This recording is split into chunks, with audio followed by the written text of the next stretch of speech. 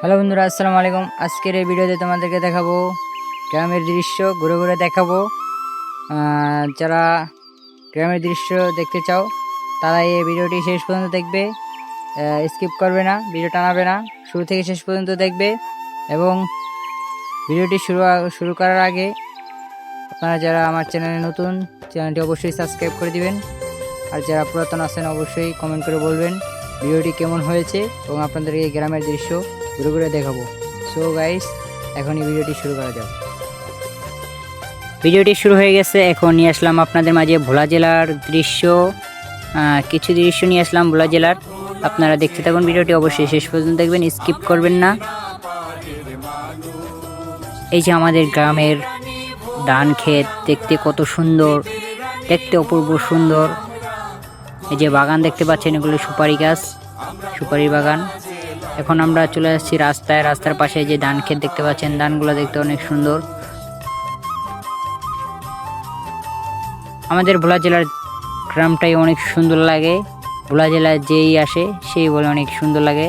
এই যে দেখেন কি সুন্দর দৃশ্য, আবহাওয়া, দেশ গ্রামের দৃশ্য অনেক সুন্দর। যারা শহরে থাকে তারা দেশ গ্রামের দৃশ্য বুঝে না। যাদের কাছে গ্রামের দৃশ্যগুলো ভালো লাগে অবশ্যই কমেন্ট বক্সে বলে যাবেন। শহর থেকে গ্রামে আসলে আর শহরে যেতে মন চায় না, আমরা গ্রামে থেকে যেতে মন চায়। এই যে দেখতে পাচ্ছেন গ্রামের পুকুর, এটাতে মানুষ গোসল করে। আর ঢাকার শহর তো বাথরুমে যেয়ে গোসল করতে হয়, তাই আমরা এখানে খোলামেলা জায়গায় গোসল করি, অনেক সুন্দর লাগে। আমরা অনেক দুষ্টামি করছি ছোটবেলায়, যারা করছে তারাই বুঝতে পারে। গ্রামের দৃশ্যটা দেখতে এত সুন্দর, যাতে গ্রামে আসলে, শহর থেকে আমরা গ্রামে আসলে আর শহরে যেতে মন চায় না। গ্রামে থাকতে থাকতে গ্রামের আবহাওয়া দেখতে অনেক ভালো লাগে। হ্যালো বন্ধুরা, আজকের মধ্যে এখানে ভিডিওটা শেষ করব। যারা ভিডিওটি দেখছেন অবশ্যই ভিডিওটা ভালো লাগলে একটা লাইক করে কমেন্ট করবেন। আর চ্যানেলে নতুন হলে অবশ্যই চ্যানেলটি সাবস্ক্রাইব করে রাখবেন।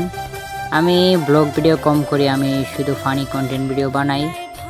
ভিডিওটি এ পর্যন্ত শেষ। সবাই ভালো থাকবেন, সুস্থ থাকবেন।